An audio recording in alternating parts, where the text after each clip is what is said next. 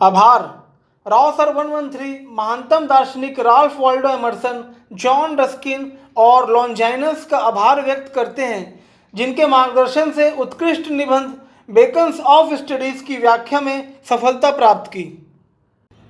आज का ये व्याख्यान मेरे अजीज, चतुर, कपटी, एहसान फरामोश और एहसान नाशनास और धूर्त दानवों के लिए एक श्रद्धांजलि है, जिन्हें कभी मैंने अपना मित्र समझा। ऐसे धोखेबाजों के लिए राव सर 113 की जानिब अंग्रेजी में एक ही शब्द है, डोडो। शायद 4 शब्द हैं, as dead as dodo. If truth shall kill them, let them die.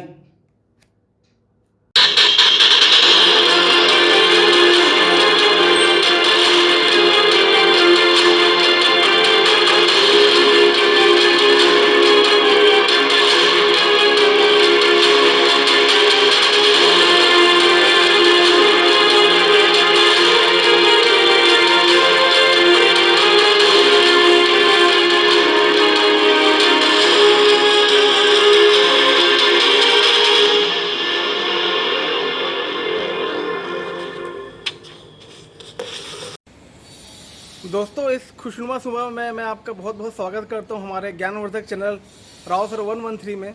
और मैं हूं आपका दोस्त सुशील। और आज हम लोग करने जा रहे हैं दुनिया के, विश्व के सर्वोत्तम निबंधों में से एक, फ्रांसिस बेकन के ऑफ स्टडीज़। तो दोस्तों, आइए देखते हैं कैसे studies serve for delight, for ornament and for ability होता है। Bacon's of studies. दोस्तों, स्टडीज मतलब अध्ययन, पढ़ाई। लेकिन यहाँ पर हम स्कूल या कॉलेज की पढ़ाई के बारे में बात नहीं करेंगे। यहाँ हम उस गहराई वाली पढ़ाई के बारे में बात करेंगे जो आप में इंटेलिजेंस, विजडम अर्थात बुद्धिमत्ता बढ़ाएगी। Studies serve for delight, for ornament and for ability. दोस्तों, बेकन के हिसाब से स्टडीज, पढ़ाई, किताबों का अध्ययन 3 तरह से यूजफुल, उपयोगी होता है। पहला है डिलाइट, मतलब a feeling of great pleasure, Joy, अत्यंत प्रसन्नता या आनंद। दूसरा है ऑर्नामेंट, हिंदी में आभूषण या अलंकार। और तीसरा है कि स्टडीज किसी की भी एबिलिटी मतलब कुशलता, प्रवीणता बढ़ाती है। Their chief use for delight is in privateness and retiring, for ornaments is in discourse, and for ability is in the judgment and disposition of business. Studies, अध्ययन का आनंद केवल वही व्यक्ति ले सकता है जो एकांत प्रिय जीवन व्यतीत कर रहा है और जो किसी भी अन्य सोच या काम में अपना ध्यान भटका नहीं रहा है। यहाँ प्राइवेटनेस और रिटायरिंग के लिए आप अलूफनेस एंड रिटायरमेंट का भी इस्तेमाल कर सकते हैं। ऑर्नामेंट्स, अलंकार या फिर ऑर्नामेंटल वैल्यू। स्टडीज या अध्ययन का खुद ब खुद किसी पढ़े लिखे व्यक्ति के बातचीत से पता चल सकता है जब वह अपने बातों में गुणवत्ता बढ़ाने हेतु उचित शब्दों का चुनाव करता है। किताबों के अध्ययन से व्यक्ति एबिलिटी यानी कुशलता बढ़ाता है, जिससे कि उसे अपने काम या व्यापार में निर्णय लेने की क्षमता में इजाफा तो होता ही है और साथ में गंभीर परिस्थितियों को सुलझाने में भी मदद मिलती है। यहाँ डिस्पोजिशन ऑफ बिजनेस मतलब हैंडलिंग ऑफ अफेयर, जिसका मतलब व्यापार या काम को उचित तरीके से संभालना है। For expert man can execute and perhaps judge of particulars one by one, but the general counsels and the plots and marshalling of affairs come best from those that are learned. दोस्तों, आपको विशेष ध्यान रखना है इस शब्द का, जिसका spelling है LEARNED और यहां पर इसका सही प्रोनाउंसिएशन, उच्चारण है लर्नेड। कुछ लोग इसे लर्न पढ़ते हैं। लर्न का उच्चारण तब होता है जब यह लर्न का पास्ट टेंस के रूप में उपयोग होता है, किंतु यहाँ लर्नेड एडजेक्टिव यानी विशेषण या विशेषण के रूप में प्रयोग किया गया है, इसलिए इसका उच्चारण लर्नेड यानी लर्नेड होगा। यहाँ एक्सपर्ट मैन मतलब मैन ऑफ एक्सपीरियंस, अनुभवी लोग हैं। ये बात सही है कि अनुभवी लोगों में व्यापार को संभाल पाने की कुशलता होती है और मुमकिन है कि उनमें व्यापार के विशिष्ट कार्यों का उचित मूल्यांकन या सही निर्णय क्षमता लेने की काबिलियत भी होती है, किंतु सर्वोत्तम या श्रेष्ठ व्यापक मार्गदर्शन, योजना बनाना या खाका बनाना और समस्त मामलों का प्रबंधन तो केवल उन्हीं व्यक्तियों से अपेक्षित है जिन्होंने बहुत ज्यादा या अधिक संख्या में पठन किया है और किताबों से प्रचुर या पर्याप्त ज्ञान प्राप्त किया है। यहाँ जनरल काउंसिल्स का मतलब व्यापक मार्गदर्शन, प्लॉट्स मतलब प्लानिंग या योजना बनाना, और मार्शलिंग ऑफ अफेयर्स मतलब अरेंजमेंट ऑफ अफेयर्स या मामलों का प्रबंधन है। To spend too much time in study is sloth. अगर कोई व्यक्ति बहुत ज्यादा समय स्टडीज पढ़ाई में व्यतीत कर रहा है तो इसका मतलब यह है कि वह स्वाभाविक रूप से आलसी है। यहाँ स्लॉथ मतलब आलस्य है और स्लॉथ शब्द का दूसरा अर्थ है अमेरिका देश में एक चौपाया जानवर जो बहुत धीरे धीरे चलता है। To use them too much for ornament is affectation. अगर कोई व्यक्ति बातचीत के दौरान लोगों को प्रभावित करने के लिए अपने ज्ञान का अत्यधिक इस्तेमाल कर रहा है जो कि उसने किताबों से हासिल की है तो इसका मतलब है कि वह अपनी विद्वता का व्यर्थ दिखावा करने की कोशिश कर रहा है। यहाँ अफेक्टेशन मतलब शो ऑफ करना या दिखावा करना है। दोस्तों, इसी बात को और भी अच्छे तरीके से समझाने के लिए विलियम वर्ड्सवर्थ के पोएटिक डिक्शन यानी कविता में शब्द चयन के कॉन्सेप्ट को यहाँ आपसे साझा करता हूँ जो कि उन्होंने preface to the lyrical ballads में कही है।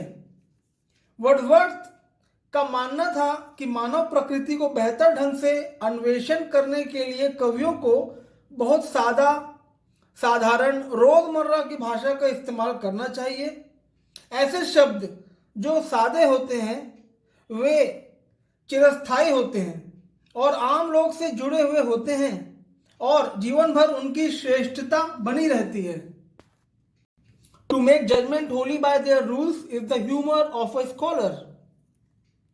यदि कोई व्यक्ति किसी समस्या से निपटने के लिए या फिर किसी भी परिस्थिति का मूल्यांकन करने हेतु केवल और केवल उन नियमों का पालन करे जो उसने किताबों से सीखा है तो यह किसी भी विद्वान के लिए हास्य की बात होगी, क्योंकि किसी भी विकट स्थिति में निर्णय लेने हेतु किताबी ज्ञान के अलावा तर्क शक्ति, अनुभव आधारित ज्ञान और समस्या के हिसाब से उचित निर्णय लेना मायने रखता है। अलग अलग समस्या का निराकरण और निवारण भी किताबी ज्ञान के साथ साथ अनुभव आधारित होगा। They perfect nature and are perfected by experience. Studies यानी पढ़ाई, अध्ययन व्यक्ति के प्राकृतिक क्षमता का विकास करती है और पूर्ण करती है। परफेक्ट से यहाँ मतलब पूर्ण से है और यह प्राकृतिक क्षमता बदले में व्यवहारिक अनुभव से समृद्ध होती है। उदाहरण के तौर पर अगर आपके अंदर लेखन की प्राकृतिक क्षमता है तो स्टडीज पढ़ाई इसमें लेखन का विकास तो करेगी ही और समग्र करने में भी मदद करेगी और साथ ही यह लेखन क्षमता व्यवहारिक अनुभव प्रैक्टिकल एक्सपीरियंस से और भी समृद्ध एवं संपन्न होगी। For natural abilities are like natural plants that need pruning by study. प्राकृतिक क्षमता को प्राकृतिक पौधों से तुलना कर सकते हैं। जैसे कि प्राकृतिक पौधों को समय समय पर कटाई, छटाई और देखरेख की जरूरत होती है, उसी प्रकार प्राकृतिक क्षमता को भी स्टडीज पढ़ाई की मदद से सुधार और विकास करने की जरूरत है। यहाँ प्रोनिंग शब्द का मतलब प्रूनिंग है, कटाई, छटाई और देखरेख। And studies themselves do give forth directions too much at large except they be bounded in by experience। Studies पढ़ाई का मूल्य, अहमियत या महत्व बढ़ाने के लिए अनुभव बेहद अनिवार्य है, क्योंकि किताबों की पढ़ाई से आपको केवल मार्गदर्शन मिलता है जो कि बहुत अस्पष्ट और अव्यवहारिक होता है। यहाँ टू मच एट लार्ज अस्पष्ट और अव्यवहारिक के लिए इस्तेमाल किया गया है। उदाहरण के तौर पे आपने तैराकी सीखने के लिए तैराकी की किताब खरीदी जिसमें कि तैरने को लेकर सभी जरूरी दिशा निर्देश दिए हुए हैं। आपको ये नियम और दिशा निर्देश तब तक अस्पष्ट और अव्यवहारिक लगेंगे जब तक कि आप पानी में उतरकर उन नियमों का पालन कर तैराकी का अनुभव लें। क्राफ्टीमैन कंडेम स्टडीज। यहाँ क्राफ्टी का मतलब जानना बहुत जरूरी है। क्राफ्टी मतलब चतुर, कपटी लोग। जो अपना काम निकालने के लिए जो भी वे चाहते हों गलत तरीके या बेईमानी से काम निकाल लेते हैं। ऐसे लोग प्रायः एहसान फरामोश और एहसान नाशनाज होते हैं। एहसान फरामोश वे लोग होते हैं जिनके आपने विपत्ति में मदद की होती है और बदले में वे आपको ठेंगा दिखा देते हैं। लेकिन एहसान नाशनाज प्रवृत्ति वाले एक कदम आगे होते हैं। वे एहसान तो मानते ही नहीं हैं, बल्कि उसके एवज में आपको ही नुकसान पहुंचाने का रास्ता ढूंढते रहते हैं। जैसे कि अगर आपने उनकी जान बचाई तो इसके बदले में वे आपको ही मारने का षड्यंत्र रचते रहते हैं। ये लोग धूर्त किस्म के होते हैं। ये लोग धूर्त किस्म के होते हैं जिनसे मदद लिए होते हैं उसे विपत्ति में देख के आनंद का अनुभव करते हैं और कहते हैं स्वाद आ गया। ये लोग 100% विश्वासघाती होते हैं। बेकन ने विश्वासघाती लोगों के बारे में कहा है, कोई विश्वास तोड़े तो दिल से उसका धन्यवाद करो, क्योंकि यही लोग सिखाते हैं कि विश्वास हमेशा सोच समझ कर करना चाहिए। मेरा सामना हाल फिलहाल में इन सभी कैटेगरी के दानवों से हो चुका है और राव सर 113 के जानिब उनके लिए अंग्रेजी में एक शब्द जहन में कौंधता है और वो है डोडो। शायद 4 शब्द कौंधता है, एज डेड एज डोडो। ये जालसाज लोग स्टडीज अध्ययन की निंदा करते हैं क्योंकि अध्ययन करने वाले पढ़े लिखे लोग इनकी चतुराई और धोखेबाजी को भाप जाते हैं और इनको सबक सिखाते हैं और पुरजोर विरोध करते हैं। इसलिए ये कपटी लोग विरोध करने वालों को विक्षिप्त लहजे में साइको की संज्ञा देते हैं। Simple man admire them. Simple man जो मासूम लोग या सीधे साधे लोग होते हैं वे किताबों की और उससे प्राप्त ज्ञान की प्रशंसा करते हैं। And wise man use them. और विद्वान लोग स्टडीज अध्ययन का व्यवहारिक इस्तेमाल मतलब प्रैक्टिकल यूज करते हैं। For they teach not their own use, but that is a wisdom without them, and above them won by observation. हालांकि स्टडीज पढ़ाई व्यक्ति को खुद अपना इस्तेमाल करना नहीं सिखाती है। दूसरे शब्दों में हो सकता है कि एक व्यक्ति किताबों से ज्ञान अर्जित करता है, किंतु किताबें उसे यह ज्ञान कैसे इस्तेमाल करना है नहीं सिखाएगी। ज्ञान का इस्तेमाल तो केवल वास्तविक अनुभव से ही सीखा जा सकता है। अनुभव पर आधारित पांडित्य मतलब विजडम से ही ज्ञान का इस्तेमाल किया जा सकता है और अनुभव तो आपको किताबों से बाहर ही मिल सकता है या किताबों से बाहर ही है। उदाहरण के तौर पे आपने अखबार में पढ़ा होगा फलाना व्यक्ति ने किसी को धोखा दिया या किसी मित्र ने या रिश्तेदार ने किसी के लाखों रुपए ठग लिए और रफू चक्कर हो गया, जो कि अक्सर होता ही है। तो जिसके साथ ये धोखा हुआ है उसकी पीड़ा आप तभी समझ सकते हैं जब आप उस अनुभव से गुजरे हों। जैसा कि मेरे साथ ऐसा कड़वा अनुभव हाल फिलहाल में ही हुआ है। किताबें जो ज्ञान मुहैया कराती है अनुभव का स्तर उससे कहीं उच्च पैमाने का है। यहाँ ऑब्जर्वेशन का इस्तेमाल अनुभव एक्सपीरियंस के लिए किया गया है। तौहीन न कर शराब को कड़वा कहकर, तौहीन न कर शराब को कड़वा कहकर जिंदगी के तजुर्बे शराब से भी कड़वे होते हैं। Read not to contradict and confute. Contradict मतलब किसी का विरोध करना या किसी के विरुद्ध कहना। कन्फ्यूट मतलब किसी व्यक्ति को या किसी तर्क को झूठा साबित करना है। किसी भी व्यक्ति को किताबें सिर्फ इसलिए नहीं पढ़नी चाहिए ताकि वो किसी का विरोध कर सके। आपने भी अपने इर्द गिर्द स्कूल कॉलेज या आस पड़ोस में कुछ ऐसे ही लोगों का सामना किया होगा जिनका काम ही दूसरों को गलत साबित करना होता है। Not to believe and take for granted. कभी कभी हम लोग कोई लेख पढ़ते हैं और बिना सोचे समझे बिना साक्ष्य को जाने परखे उस पर यकीन कर लेते हैं और फिर काफी समय बाद जब उस लेख की सच्चाई सामने आती है तो मंजर ही कुछ अलग होता है। बेकन के हिसाब से कुछ भी पढ़ने के बाद आपको आंख बंद कर यकीन नहीं करना चाहिए। जैसे कि कुछ लोग बेहद कच्चे कान के होते हैं और दूसरों की बातों पर विश्वास कर तीसरे व्यक्ति के बारे में गलत धारणा बना लेते हैं। ऐसे लोग समाज के लिए ब्यावर नासूर से बढ़कर और कुछ नहीं है। Not to find talk and discourse. न तो आपको किताब सिर्फ इसलिए पढ़ना चाहिए ताकि आप बातचीत करने के लिए उससे सामग्री इकट्ठा कर सकें। जैसे कि कुछ लोग होते हैं जो किसी लेख या किताब पढ़ने के बाद उसी विषय वस्तु पर घंटों गपशप जिसे हम गॉसिप कहते हैं करते रहते हैं। But two way and consider, एक व्यक्ति को किताब इसलिए पढ़ना चाहिए ताकि उसमें दी गई विषय वस्तु में विचार करे, मनन करे और उसमें दी गई ज्ञान का मूल्य को समझ सके। इसी जुमले को मैथ्यू अर्नोल्ड ने एसेज इन क्रिटिसिज्म में अपने अंदाज में फंक्शन ऑफ क्रिटिसिज्म में समझाया है। उनके हिसाब से the main business of criticism is to know the best which is known and thought in the world and to make them prevail and create a current of fresh and new ideas. मतलब criticism का मुख्य काम विश्व में जो सर्वश्रेष्ठ जाना और सोचा गया है उसे जाना जाए और उसे प्रचलन में लाया जाए, साथ ही नए और ताजा विचार उत्पन्न करना है। Some books are to be tasted, इस जुमले का प्रयोजन है कि कुछ किताबें तो केवल तेजी से जल्दी जल्दी पढ़ने योग्य होती है, इन्हें तो मजे और आनंद के लिए पढ़ा जाता है। ऐसा इसलिए क्योंकि जब हम उसे पढ़ते हैं तब हम कोई गहरा ज्ञान तलाश नहीं रहे होते हैं। उदाहरण के तौर पे कॉमिक बुक्स का पठन।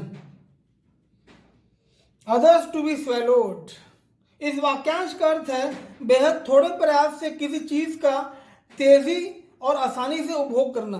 दोस्तों, स्वेलोड का एक व्यवहारिक अनुभव से उदाहरण यहाँ आपको देना चाहूँगा। कर्नाटक की यात्रा में बेंगलोर और मैसूर में मैंने देखा लोग रागी बॉल्स खा रहे थे। उसे खाने के लिए सीधे सीधे सांभर में मिला के निगलना होता है और बहुत तेजी से उपभोग हो जाता है। दूसरे शब्दों में कुछ किताबें बिना गहरी या बिना विषय के विश्लेषण के तेजी से पढ़ने और आत्मसात के लिए होती है। And some few to be chewed and digested, परिपूर्ण और ध्यानपूर्वक अध्ययन योग्य किताबें तो बहुत छोटी संख्या में होती है, इसलिए केवल छोटी संख्या की किताबें आपको ज्ञान और बुद्धिमत्ता प्रदान करती हैं, जिसे कि आप आत्मसात कर सकें और स्थायी रूप से अपने जीवन का एक अंश बना सकें। That is, some books are to be read only in parts. दूसरे शब्दों में कहा जाए तो कुछ किताबों को भाग में थोड़ा थोड़ा कर पढ़ना चाहिए, जैसे कोई भाग पढ़े और कुछ छोड़ दे। Others to be read but not curiously, बाकी किताबों को एक छोर से दूसरे छोर तक पढ़ना चाहिए लेकिन ध्यानपूर्वक नहीं। यहाँ क्यूरियसली मतलब कौतूहल पूर्वक है या ध्यान पूर्वक है। And some few to be read wholly and with diligence and attention, कुछ ही किताबें हैं जिसे कि आपको पूरी तरह ध्यान और एकाग्रता लगा के पढ़ना चाहिए। यहाँ डिलीजेंस मतलब लगन या परिश्रम और ध्यान के साथ है। Some books also may be read by deputy and extracts made of them by others, but that would be only in the less important arguments and the meaner sort of books. कुछ किताबों के मामले में व्यक्ति को अपने प्रतिनिधि द्वारा किताब पढ़ाया जाना चाहिए जो उसे बता सके कि किताब की विषय वस्तु क्या है और संक्षेप में बता सके कि किताब का सार क्या है, किंतु यह तरीका केवल निम्नतर स्तर के किताबों के लिए ही अपनाना चाहिए। बाय डेप्यूटी मतलब किसी और के द्वारा या प्रतिनिधि द्वारा है। एस्ट्रैक्ट्स मतलब सार या संक्षेप है और मिनर सॉर्ट ऑफ बुक्स मतलब इंफीरियर काइंड ऑफ बुक्स है, मतलब निम्न स्तर के बुक्स हैं। Else distilled books are like common distilled waters flashy things, एक व्यक्ति कभी भी किसी किताब के सार, संक्षेप या सारांश से संतुष्ट नहीं होगा। कोई भी संक्षेप या सारांश तो डिस्टिल्ड वाटर मतलब आसुत जल जैसा स्वाद रहित होता है और इसलिए कोई भी उसे पीने में आनंद का अनुभव नहीं करता है। इसी तरह कोई भी किताब का केवल भाव या सारांश पढ़कर वास्तव में किताब पढ़ने का आनंद नहीं उठा सकता है। यहाँ फ्लैशी मतलब टेस्टलेस, स्वाद रहित है और यहाँ बिल्कुल इस शब्द का विशिष्ट इस्तेमाल किया गया है। मिल्टन ने इस शब्द को अपनी कविता लेस्टिडास में समान भाव या सेंस में इस्तेमाल किया है। Their lean and flashy songs, flashy things का सबसे सटीक और त्रुटिहीन उदाहरण तो शायद आपने अनुभव किया होगा या करने जा रहे होंगे। आजकल कॉलेजों में लेक्चर के दौरान टेक्स्ट को व्हाट्सएप के माध्यम से शेयर कर देते हैं। अब टीचर्स खुद भी मोबाइल स्क्रीन में या टैबलेट में या अपनी छोटी सी लैपटॉप स्क्रीन में देखकर 5 पृष्ठों का प्रोज पढ़ा रहे होते हैं और छात्रगण भी मोबाइल में बड़ी मुश्किल से देख देख के पढ़ने की कोशिश करते हैं, क्योंकि मोबाइल स्क्रीन में तो पूरा कंटेंट एक साथ दिखता नहीं है। शिक्षक कोई और पंक्ति पढ़ा रहे होते हैं और छात्र और ही कहीं ढूंढता रहता है। पहले पृष्ठ का 2 या 3 पैराग्राफ रीड करके समझाते हैं और फिर धीरे से कहते हैं अब जो जरूरी भाग है वो देखते हैं, और सीधे वे 5वें पृष्ठ में पहुंचकर एक समरी के तौर पर 5 पृष्ठ का लेक्चर केवल 2 पीरियड में समाप्त कर देते हैं। क्योंकि विद्यार्थी मोबाइल स्क्रीन में नजरें गड़ाए रहता है तो उसे पता ही नहीं चलता कि बीच के 3 पन्ने तो छोड़ दिए गए हैं। ऐसी शिक्षण प्रणाली और शिक्षकों का पुरजोर बहिष्कार होना चाहिए। इसी कारणवश जो योग्य विद्यार्थी हैं वे महाविद्यालय में कक्षा अटेंड करना छोड़ देते हैं। हम गमज़दा हैं कहाँ से लाएं खुशी के गीत, हम गमज़दा हैं कहाँ से लाएं खुशी के गीत, देंगे वही जो पाएंगे इस दुनिया से हम। दोस्तों, आप लोग भी जो समरी या फ्लैशी थिंग्स ना चाहते हुए सबलाइम यानी उत्कृष्ट डिटेल एक्सप्रेशन चाहते हैं, है ना? Reading maketh the full man, conference a ready man and writing an exact man. दोस्तों, यह वाक्य लॉन्जाइनस के हिसाब से सबलाइम यानी उत्कृष्ट श्रेणी में आता है। Reading maketh the full man, full man मतलब एक व्यक्ति जिसका मस्तिष्क पूरी तरह विकसित हो चुका है। पठन या अध्ययन व्यक्ति के संपूर्ण व्यक्तित्व को विकसित करता है। Conference a ready man, conference मतलब बातचीत और रेडी मैन मतलब क्विक एंड अलर्ट मतलब तेज और सचेत। बातचीत किसी भी व्यक्ति को तेज और सचेत बनाता है ताकि किसी विशिष्ट क्षण में उसे क्या बात कहनी है उसमें परेशानी नहीं होती है, क्योंकि उसका दिमाग वार्तालाप करते समय सजग रहता है। प्रसिद्ध अभिनेता ओम पुरी के हिसाब से महान फिल्मकार श्याम बेनेगल एक रेडीमैन है। उनका कहना था कि आप श्याम बेनेगल से कभी भी कोई भी सवाल कर सकते हैं या किसी भी विषय के बारे में चर्चा कर सकते हैं, उनके पास हमेशा कोई ना कोई जवाब मिल जाएगा। And writing an exact man, अगर किसी व्यक्ति में किताबों से विवरण निकाल के उत्तर पुस्तिका में लिखने की आदत है तो वह अपने सोच विचार के साथ साथ अपनी बातों में त्रुटिहीन और सटीक बन जाएगा। And therefore if a man right little he had need have a great memory, अगर किसी व्यक्ति में किताबों से विवरण लिखने की आदत नहीं है तो यह बहुत ही जरूरी होगा कि उसकी याददाश्त बहुत तेज हो ताकि वह अपनी बातों और लेखन में प्रभाव लाने के लिए तथ्यों का उदाहरण पेश कर सके। If he confer little he had need have a present wit, अगर कोई व्यक्ति बातचीत में ज्यादा हिस्सा नहीं लेता है या सम्मिलित नहीं होता है तो यह बेहद जरूरी होगा कि उसमें बहुत अक्लमंदी हो या फिर वो हाजिर जवाब हो। यहाँ प्रेजेंट विट का मतलब अक्लमंदी या फिर हाजिर जवाबी है। And if he read little he had need have much cunning to seem to known that he doth not, और अगर कोई व्यक्ति ज्यादा नहीं पढ़ता है तो उसके अंदर पर्याप्त कौशल होना जरूरी होगा जिससे कि वह लोगों के समक्ष उम्दा प्रभाव बनाने में समर्थ हो सके। दोस्तों, इससे पहले हमने पढ़ा reading makes a full man, मतलब एक व्यक्ति जिसका मस्तिष्क पूरी तरह से विकसित हो चुका है, जो कि ज्ञानवान है और उसे किसी तरह का ढोंग करने की जरूरत नहीं होती है। तो जो व्यक्ति कम पढ़ता है या ना के बराबर पढ़ता है तो उसे सभी के सामने अपनी चतुराई दिखाते हुए ये ढोंग करना होगा कि उसे वो सारी चीजें मालूम है जो कि उसे मालूम ही नहीं है। दोस्तों, आपको यहाँ उदाहरण के लिए मैं प्रसिद्ध नाटककार रिचर्ड प्रिंसेस शेरिडन के सुप्रसिद्ध नाटक द राइवल्स के मिसेस मेलाप्रॉप का जिक्र करना चाहूंगा, जो कि ऐसा चरित्र है जिसे बहुत अल्प ज्ञान है लेकिन वो दूसरों के सामने ढोंग करती है कि उसे बहुत ज्ञान है जो कि उसे नहीं है। जैसे कि एक्ट 1 सीन 2 में वह सुपरसीलियस शब्द का इस्तेमाल करती है जबकि उसे सुपरफिशियल कहना चाहिए। उसी तरह ज्योग्राफी की जगह ज्योमेट्री, कंटिग्यूअस की जगह कंटेजस, ऑर्थोग्राफी की जगह ऑर्थोडॉक्सी, कॉम्प्रीहेंड की जगह रिप्रीहेंड, सुपरफ्लुअस की जगह सुपरस्टिशियस का इस्तेमाल करती है। अलग अलग तरह की किताबों का पाठक पर अलग अलग तरह का प्रभाव पड़ता है। हिस्ट्रीज मेक मैन वाइज, इतिहास का पठन व्यक्ति की बुद्धिमत्ता में वृद्धि करता है। वाइज का मतलब विद्वान है। दुनिया में 2 तरह के लोग होते हैं, एक वो जो अपनी गलतियों से सीखते हैं और दूसरे वो जो दूसरों की गलतियों से सीखते हैं। और जो दूसरे वाले मतलब दूसरों की गलतियों से सीखने वाले ज्यादा बुद्धिमान होते हैं। इतिहास जानना और उसके मुख्तलिफ या विभिन्न तथ्यों का विश्लेषण व्यक्ति में समालोचनात्मक सोच यानी क्रिटिकल थिंकिंग का विकास करने में मदद कर सकती है। फलस्वरूप ज्यादा ज्ञान और प्रज्ञता का समावेश कर व्यक्ति अलग तरह से सोच सकता है। पोएट्स विटी, कविता का पठन व्यक्ति की कल्पनाशीलता में बढ़ोतरी करता है। विटी मतलब तीक्ष्ण बुद्धि या कल्पनाशील। फिलिप सिडनी ने एन एपोलॉजी फॉर पोएट्री में स्टीफन गॉसन के आरोपों का बचाव करते हुए कहा था कि पूरी दुनिया में जितने भी लेखक हुए हैं उनमें केवल कवि ही है जो सबसे कम झूठ बोलते हैं या लिखते हैं, क्योंकि वो तो अपनी कल्पनाशील शक्ति का इस्तेमाल कर अपने दृष्टिकोण और विचार रखते हैं। सिडनी के हिसाब से कविता ही एक ऐसी कला है जो पाठकों में नैतिक अंतर्दृष्टि मतलब इंसाइट का विकास करती है और सद्गुण तक पहुंचाती है और सद्गुण का पाठ पढ़ाती है। द मैथमेटिक्स सटल, गणित का अध्ययन बुद्धि को परिष्कृत या सुधार करता है। सटल मतलब good at noticing and understanding things. गणित के अध्ययन से व्यक्ति में सक्षमता कौशल बढ़ती है।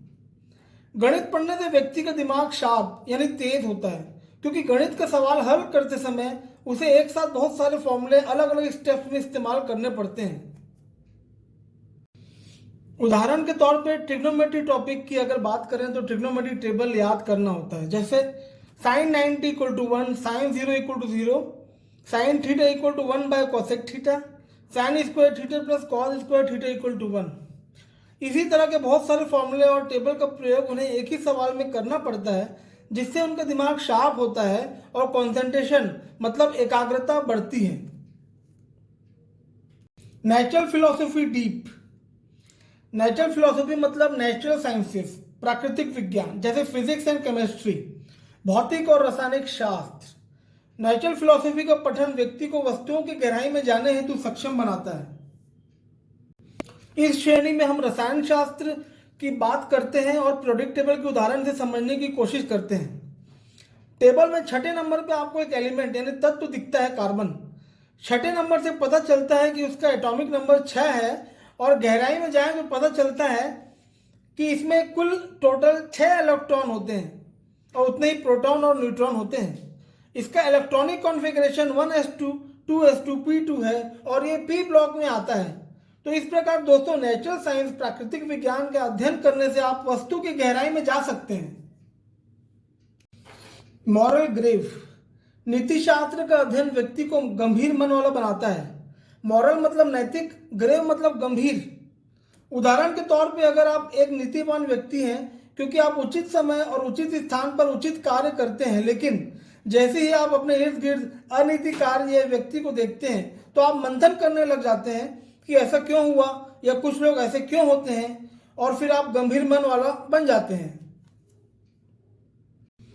जैसा कि किसी व्यक्ति ने आपको धोखा दिया जिसे कि आप अपना मित्र समझते थे, तो इसमें आप सोचने लग जाते हैं कि भगवान ने ऐसे लोगों को क्यों बनाया है या कहां से आते हैं ये लोग। या फिर आप जहां रहते हो वहां उद्यान जहां सैकड़ों पेड़ हो और प्रशासन की उदासीनता और राजनेताओं के वोट बैंक की राजनीति और तुष्टीकरण के कारण वहां पेड़ों को काटकर किसी धार्मिक स्थल या सामुदायिक भवन या फिर कोई शिक्षण संस्थान का निर्माण कर दिया जाए, तो आप गंभीर तरीके से सोचने लगेंगे कि बच्चे या आने वाली पीढ़ी आखिर कहाँ खेलेगी, और आप सोचने लगेंगे कि भगवान है कहाँ रे तू। पर्यावरण को नुकसान पहुंचाने की कीमत ये क्या दे के चुकाएंगे, ये मैं प्रकृति पर छोड़ता हूं। आप लोग चाहे तो कमेंट बॉक्स में इसका जवाब मुझे दे सकते हैं, क्योंकि एक वृक्ष लगाने से यदि 10 पुत्रों का पुण्य प्राप्त होता है तो सोचिए सैकड़ों पेड़ काटने पर इसकी कीमत क्या हो सकती है। हमें उद्यान के स्थान पर बनाए गए धार्मिक स्थल, सामुदायिक भवन और वहां होने वाले सभी कार्यक्रमों का और शिक्षा संस्थानों का पुरजोर बहिष्कार करना चाहिए। आंधियां बन के चिरागों को बुझाने वालों, आंधियां बन के चिरागों को बुझाने वालों, तुम कहां जाओगे दुनिया में अंधेरा करके। और इसी बात के लिए बेकन के हिसाब से मॉरल आपको ग्रेव यानी सीरियस माइंडेड बनाता है। Logic and rhetoric able to content, logic मतलब तर्क, रेटोरिक मतलब भाषण कला और कंटेंट मतलब वाद विवाद।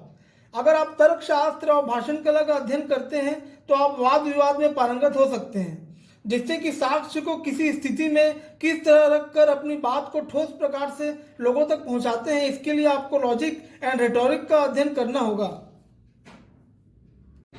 एबियंट स्टूडियो इन मोरिस, दोस्तों बेकन द्विभाषी थे।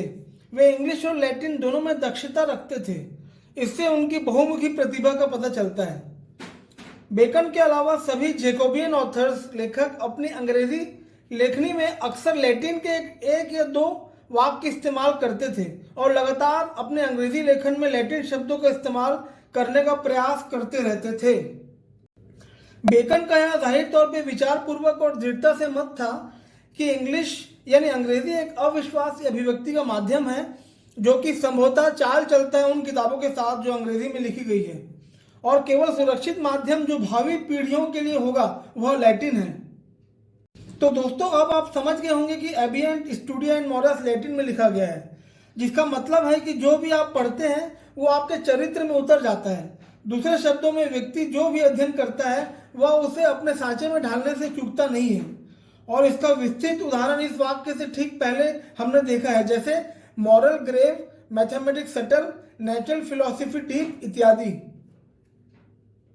Nay, there is no stone or impediment in the wit, but may rot out by fit studies, like as diseases of the body may have appropriate exercises.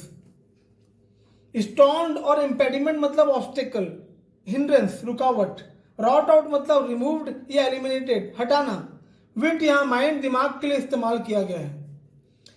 यहाँ अभिप्राय यह है कि मानसिक दोष का निवारण उपयुक्त या माकूल अध्ययन से किया जा सकता है, और ठीक वैसे ही जैसे कि जिस्मानी दोषों का उपचार उपयुक्त या माकूल व्यायाम से किया जा सकता है। Bowling is good for the stones and reins, shooting for the lungs and breast, gentle walking for the stomach, riding for the head and the like. Bowling एक तरह का खेल होता है जिसमें बड़ी बड़ी वजनदार गेंद को फेंका जाता है। रेन्स मतलब किडनी, शूटिंग मतलब तीरंदाजी होता है। बॉलिंग खेल गुर्दों के लिए अच्छा होता है, तीरंदाजी फेफड़े और दिल के लिए अच्छा होता है, सौम्य चाल पेट के लिए अच्छा होता है, और घुड़सवारी सिर के लिए अच्छा होता है। So if a man's wits be wandering, let him study the mathematics. तो अगर किसी व्यक्ति का दिमाग भटकता है या अस्थिर है और किसी भी एक विषय में अगर एकाग्रता रख पाने में असमर्थ रहता है, तो गणित का अध्ययन व्यक्ति के एकाग्रता शक्ति को विकास करेगा। यहाँ वॉन्डरिंग मतलब भटकाव से है। For in demonstrations, if his wit be called away never so little, he must begin again. अगर किसी गणित के सवाल को हल करते समय व्यक्ति का दिमाग थोड़ा सा भी भटक जाता है तो उसे पुनः या फिर से उस सवाल को शुरू से हल करना होगा, क्योंकि दोस्तों गणित का सवाल हल करते समय एक एक स्टेप मायने रखता है, और जैसे ही आपका ध्यान कुछ समय के लिए भी अगर भटकता है तो आगे के स्टेप भी आपको समझ नहीं आएंगे। इसलिए आपको पुनः शुरू से एकाग्रता के साथ सवाल को हल करना होगा। If his wit be not apt to distinguish or find differences, let him study the schoolmen, for they are seminis actores. दोस्तों स्कूलमैन का मतलब विद्यालय के शिक्षकों से है, किंतु यह शब्द स्कूलमैन यहाँ मध्यकाल के दार्शनिकों के बारे में कहा जा रहा है, जैसे अरस्तु यानी Aristotle, Alexander of Hales, Peter John Olivi आदि। यहाँ फिर से बेकन ने अपनी लैटिन दक्षता का परिचय देते हुए फ्रेज सिमिनिस एक्टोरस का प्रयोग किया है, जिसका मतलब है जीरे के दाने को विभाजित करने वाला, और मॉडर्न इंग्लिश में इसे हेयर स्प्लिटर कहते हैं, मतलब बाल को विभाजित करने वाला। वे लोग जो बेहद महीन आकलन या भेद करते हैं। मध्यकाल के दार्शनिक सूक्ष्म भेद करने में माहिर थे। अगर व्यक्ति का दिमाग चीजों में अंतर करना या विभेद करने में असमर्थ है तो उसे मध्यकाल के दार्शनिकों के लेखन पढ़ना चाहिए। इन्हें पढ़कर वह भेद करने की क्षमता को विकसित कर लेगा। If he be not apt to beat over matters and to call upon one thing to prove and illustrate another, let him study the lawyer's cases. अगर वह किसी विषय वस्तु को गौर से बिंदुवार परीक्षण करने में असमर्थ है तो उसे वकीलों के मामलों का अध्ययन करना चाहिए। एक वकील को विशिष्ट समय में मामलों से संबंधित मिसाल ढूंढने होते हैं, इसलिए वकीलों के मामलों का अध्ययन करने से व्यक्ति में किसी विषय वस्तु का सूक्ष्म परीक्षण करने और मिसाल या पूर्व उदाहरण पेश करने की शक्ति का विकास होगा, जिससे कि वह किसी निश्चित बात को साबित कर सके। So every defect of the mind में है वह स्पेशल रिसीट। तो इस प्रकार हर मानसिक दोष का विशेष इलाज होता है। यहाँ रिसीट शब्द का इस्तेमाल इलाज के लिए किया गया है। दोस्तों आप लोग फिर से मुझे देख और सुन पा रहे हैं, इसका मतलब ये है कि आपने यह व्याख्या, यह लेक्चर जो कि बेकन्स ऑफ स्टडीज़ है, बहुत ही ध्यान से देखा, समझा और सुना। उम्मीद करता हूँ आपको बहुत अच्छे से समझ में आया होगा और आपको पसंद भी आया होगा, क्योंकि दोस्तों उम्मीद पे ही दुनिया कायम है। आप अपनी प्रतिक्रिया कमेंट बॉक्स के माध्यम से मुझ तक पहुँचा सकते हैं। दोस्तों एक बार द साउंड एंड फ्यूरी उपन्यास के लेखक विलियम फॉकनर से पूछा गया कि अगर आपका उपन्यास को 2 या 3 बार पढ़ने के बाद भी समझ में ना आए तो क्या करें। तो फॉकनर ने जवाब दिया, उसे 4 बार पढ़ें। बिल्कुल उसी तरह दोस्तों यह जो हमने लेक्चर तैयार किया हुआ है, हमने जो बेकन्स ऑफ स्टडीज़ का व्याख्या किया है, आपको भी कम से कम 4 बार देखना, सुनना और समझना है, और कम से कम 400 योग्य विद्यार्थियों को इसे स्ट्रेट फॉरवर्ड करना है, क्योंकि आपको यह lecture Bacon's of studies test नहीं करना है, स्वेलो नहीं करना है, इसे तो आपको धीरे धीरे च्यू और डाइजेस्ट करना है।